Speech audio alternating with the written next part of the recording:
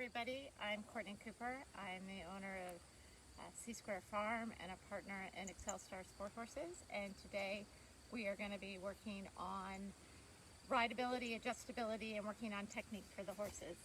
So I tend to work with a lot of young horses, and so it's very easy for them to get crooked. It also is easy for them to jump over their shoulders, and so we're going to try to do a couple different things with this nice young horse I'm on to help him get better. He happens to be competing this weekend as well, so this will act as a tune-up. If you were with us last week, you know that I talked about sort of our schedules for the horses and how we handle these things. It's a beautiful autumn day here up in Pennsylvania. A little bit buggy, but there you go. So we'd love to know where you guys are watching from, and we'd also love to hear any questions you might have. So please let us know, and we're going to start off doing some cavaletti work. So I'm going to head on out, and Reese, who is on our camera, will be able to give me any questions you guys might have. So the first thing we're going to do is we're just going to canter from cavaletti to cavaletti. We have 3 cavalettis set up here. And we're just going to canter down nicely over top of them, and then we're going to work on adjusting the steps.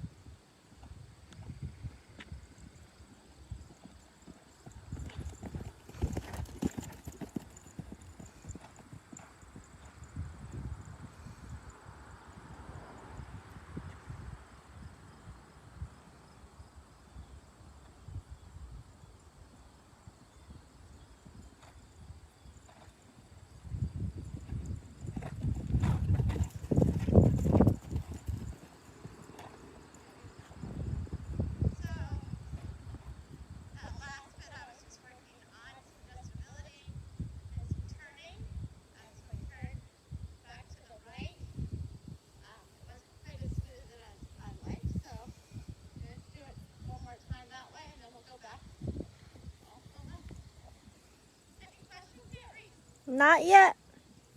Anybody tell us where they're watching from? No, not yet. Come on, guys, play with us. Tell us where you're watching from.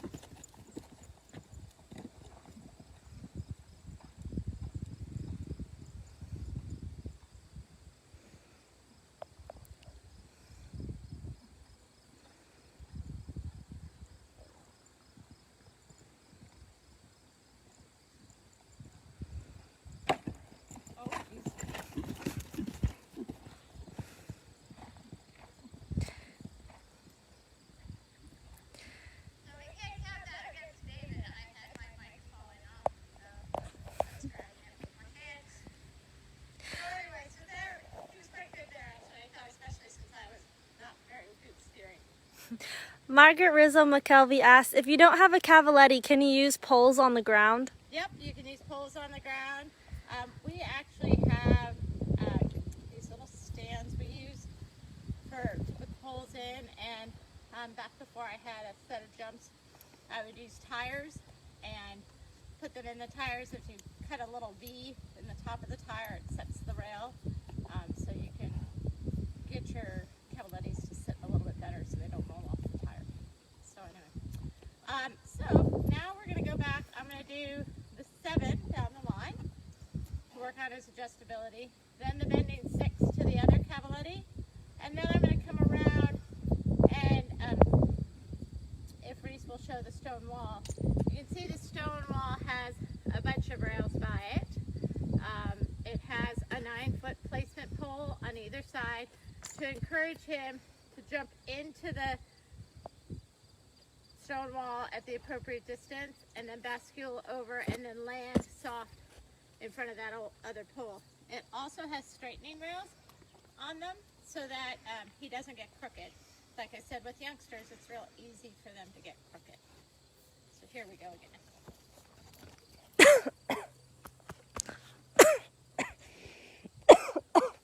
Yeah, it was actually a little dead over here. I had to make a little bit of a move at it.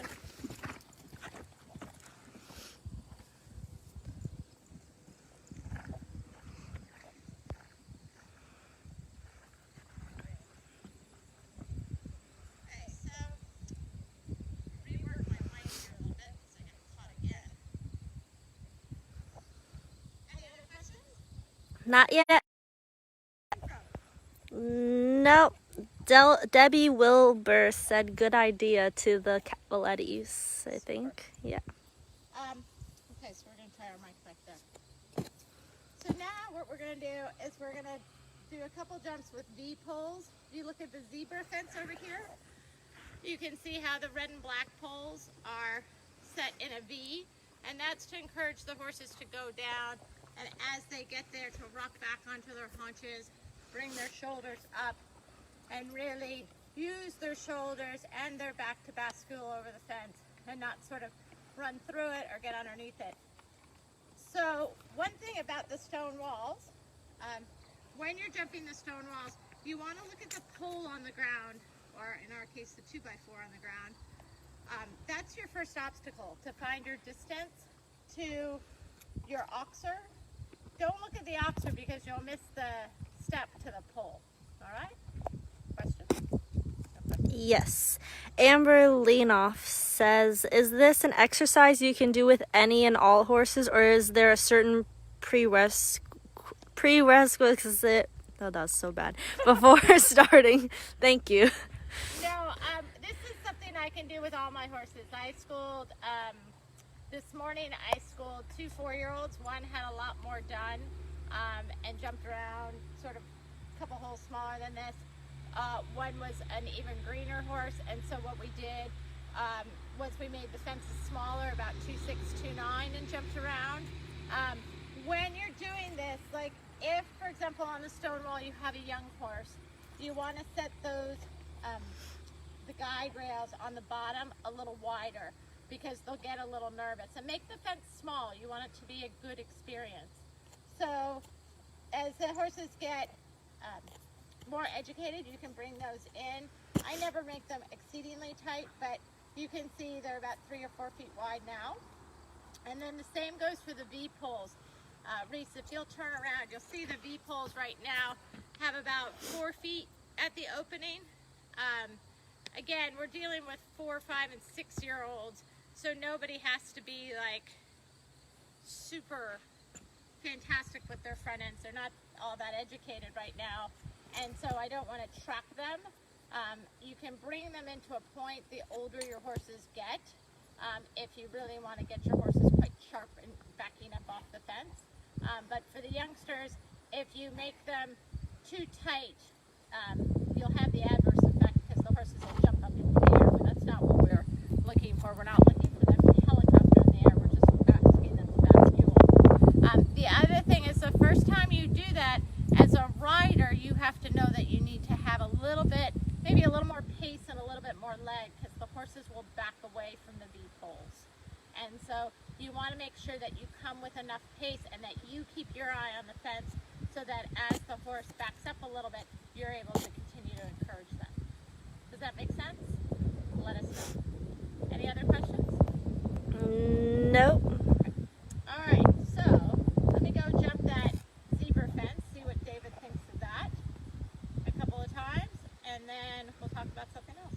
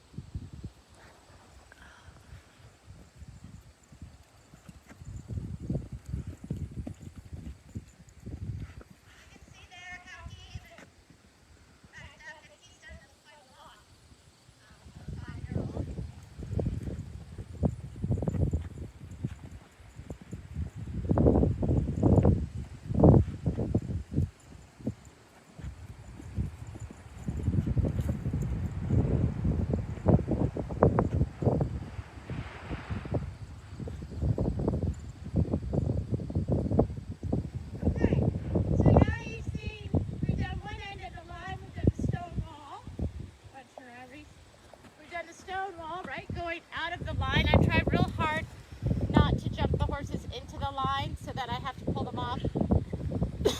Excuse me.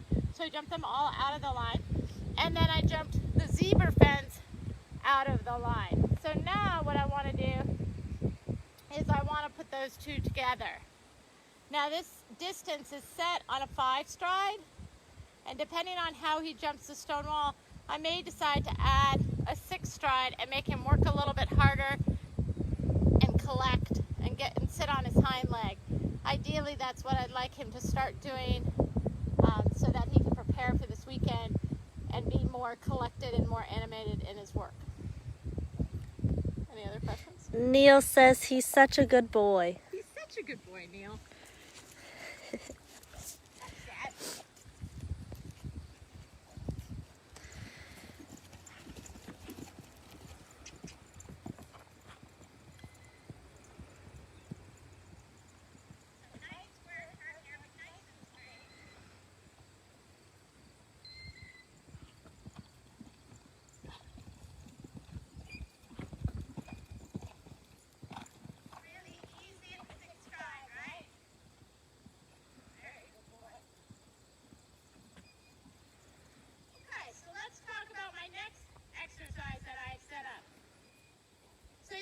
There's an in and out set right here.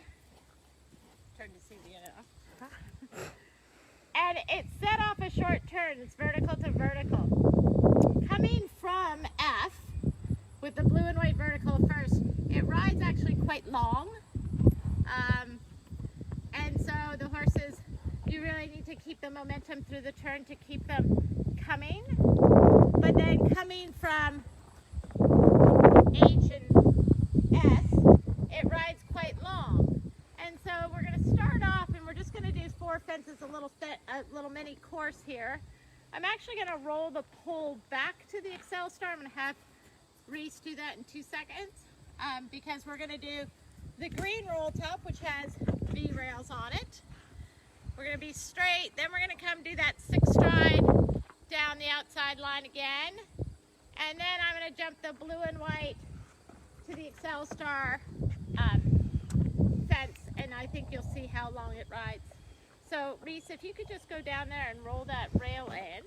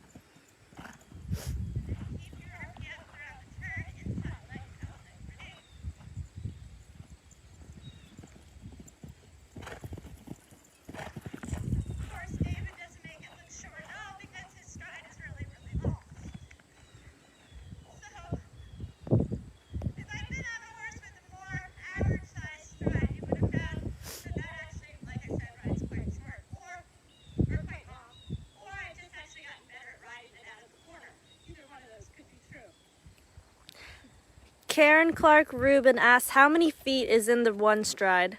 The one stride right now is set at 23 feet. I had it set at 23 and a half, but it was wicked long coming off of the vertical, and I had a bunch of young horses struggle. When you're setting distances are generally set at 3.6, so like 1.10 meters. You can see these are just under that actually right now. So if you do, let's say, 3/4 foot in and out, and anything less than 3.6, it's going to be short. Or probably it's going to be long, because they don't cover the distance in their stool. Add a short corner, and then they really struggle. So that's why I put it at 23 and a half feet, but then, like I said, that rode even long. So I shortened it up to 23 feet. So now I'm going to have Reese add that pole back in the middle.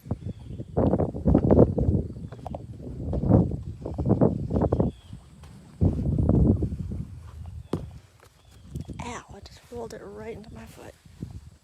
You can sort of see where the footprint was. Roll it actually just a little bit towards you. Just to here. Perfect. So that's about in the middle of it. And the reason I did that is because when they come off the long approach, they're looking to have a longer one stride. And it has to be shorter to come off of the short side. So it's a good in and out to train on because it's something different. It doesn't necessarily ride the same. And you'll find that a lot of times if you set up lines, they ride very differently one way than the other. And so you just have to think about that. When you're doing a young horse, like we did a young horse this morning, and he jumped in over the Excel star, he took the one stride, and then he sort of went past his distance and jumped over his shoulder a bit. And then we came back and we added the pole in the middle, and he was actually real super and backed himself up. So that was a good learning experience for him. Another question? Nope. No other questions. Okay. So now what I'm going to do is I'm going to jump this far line, which is plain, the blue box to the yellow and green.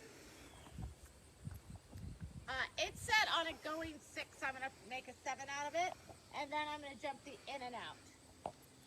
And then I'll come back and jump the roll top. Just got a question. Amber Laneoff asks, do you have a book you recommend that explains the jump distances like you just explained? I would say I've read lots of books, and I'm a huge believer in reading books.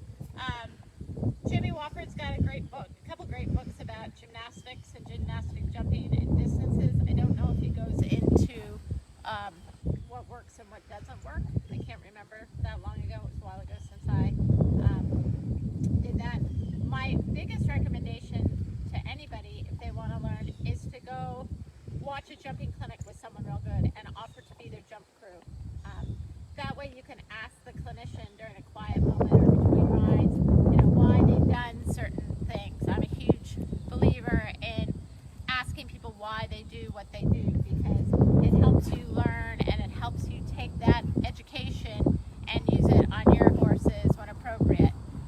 The other thing is, I'm also not afraid of trying something different if I think it might make a difference for my horse that doesn't necessarily follow conventional wisdom. And so I would also recommend that. But if you're going to do that, keep the jumps small. Lindsay A. Hicks asks, do you have any advice for a horse that likes to rush in front of the jumps? So I actually have one horse right now who's a bit speedy. Let's just call him that. He's a bit aggressive to the jumps. There are a couple things that I do. One is I will add circles. For example, on this blue box to this yellow and green jump, what I might do is jump the blue box quietly. Like you always with those kind of horses want to be adding strides. Then I might circle sort of around this stuff and then go to the yellow and green. Then I might jump the yellow and green and quietly halt and rein back and then pick up my canter. And then I just keep changing things up. The horses that tend to rush at the jumps, they tend to rush at the jumps really for two reasons, I find. One, they want to get there and they're a bit aggressive, in which case you just have to slow everything down. Or two, they're being held back by their riders so much that they feel like they have to make a bid. So make sure that maybe you have someone helping you that can say, you know, no, you need to just keep coming. The other thing I would do with a horse like that a lot of times is to do like this cavaletti exercise every day, where you add and you subtract and you add and subtract, and you always leave it on an add stride, even if you are doing straight dressage that day, because you can jump cavalettis, you know, every day and it doesn't bother the horses. Any other questions? Yeah. Carrie Tracy asks, if you're doing this on a school horse who likes to land and surge or increase speed and step on the backside, which of these lines or exercises would be appropriate with correcting this? Probably the best line would be the line, the stone wall to the red and black. And what you can do is you can jump the stone wall, and if they surge, you can add a circle, or you can add cavalettis, sort of at every, you know, 11, 12 feet, so that the horse has to work on its footwork, and it's not just a, you know, a sheer go down the line and blow down the line.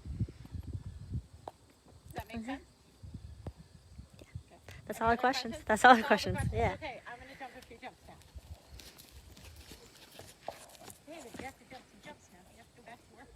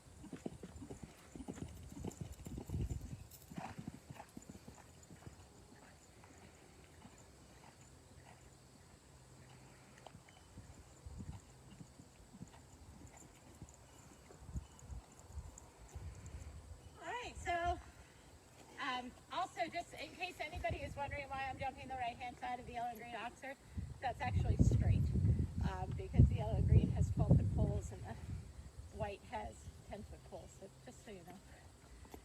Anyway, so I thought he was really good there. He jumped in a little dull, I would say, to the blue box, and so it was a little bigger than I'd like and a little flatter than I'd like, but made the adjustment real good. And then he was super at the in and out. You could really see him sort of back up. When you've got an in and out like this that goes into the corner, the one thing I would say that I was a bit disappointed on my part, not on his part, is that I turned a little bit too soon. You know, I landed and I was in my turn before I should have been. And then I thought he was really good at the green roll top. Any questions? No. No questions. Okay.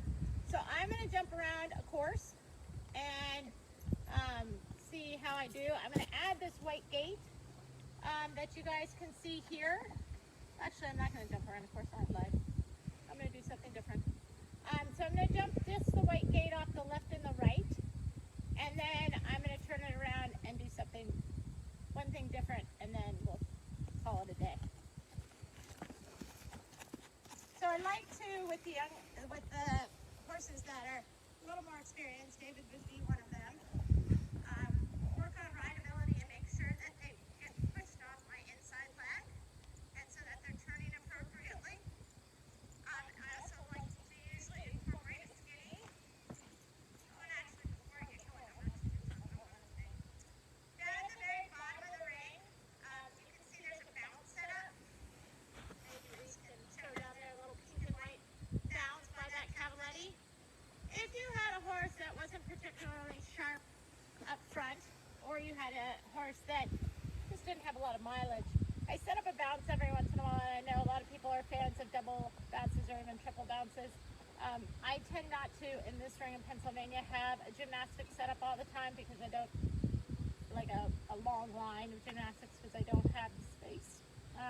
When we're in Aiken, I tend to do that, and I do like to have double bounces to like a one stride to a double bounce.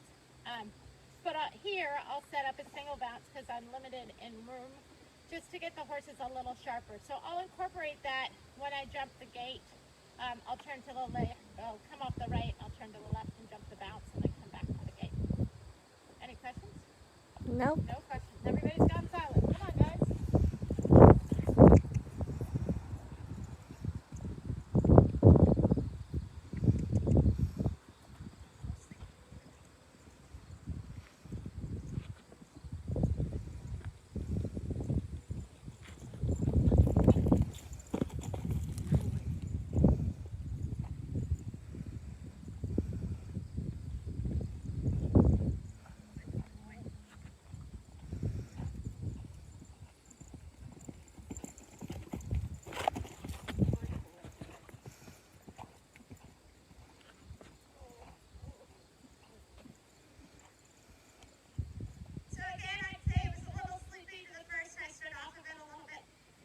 Too much in a perfect world, and then he was quite good to the bounce. You know, he got very sharp there, and then he jumped this real well.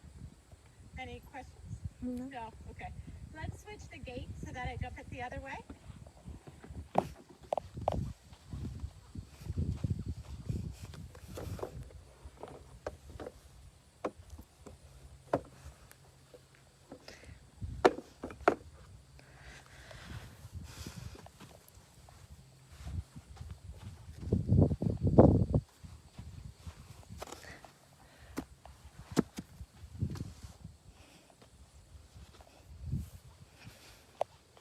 So now I'm going to put everything together.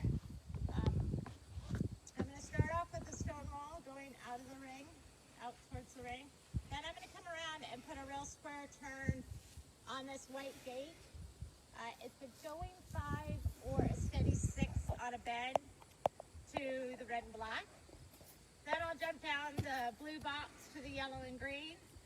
Depending on how I jump in, I might do the 6, except I think the 6 would be flying, so actually I'll probably do the 7, because I think that's a better training exercise. You don't want to set it up, if you have a horse that is constantly adding, I would say go ahead and do the blue box for the yellow and green and the 6, because we all tend to do what we do well. As you can see, this horse has a big stride, so I can gallop down a line pretty easily, but adding the distance is always something that's important for him. So anyway, so stone wall, white gate, bending line, the red and black, outside in 7, then a quiet in and out, and then finishing back over the roll top. And actually, we'll just leave it like that. I always like jumping this horse big because it's fun, but today is just Tuesday, and so I'll probably do a little bit more jumping on Thursday, so I'll save it for then. Did you have a question? You look like you had no questions. Nope. No questions. Nobody loves this. Everybody loves this. Just everybody's mesmerized. Mesmerized by your greatness, Terry.